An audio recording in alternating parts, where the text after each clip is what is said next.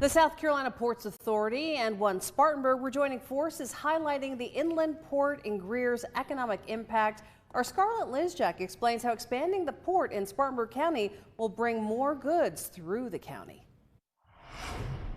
Today, business leaders across the state are discussing how South Carolina ports impact upstate businesses.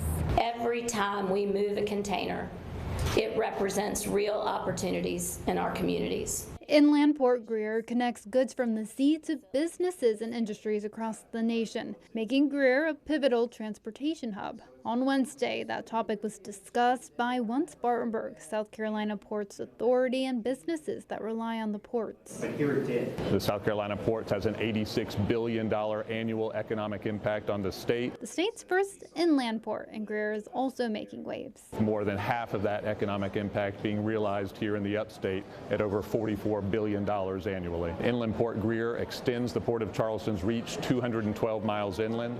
We do that by offering daily overnight rail service to and from Charleston. South Carolina Port says growth in the upstate is a big reason why they are expanding their operations in Greer. We are investing and expanding Inland Port Greer.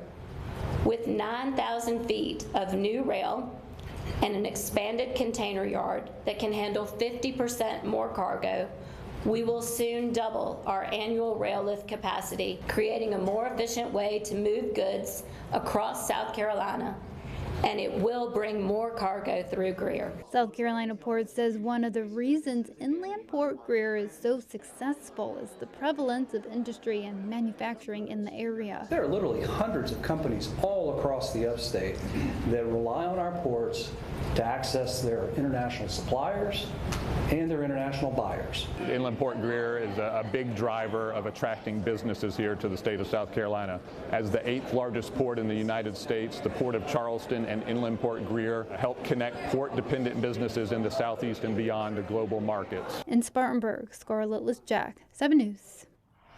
Since Inland Port Greer opened in 2013, they have moved more than 1.3 million containers through Greer and Spartanburg County.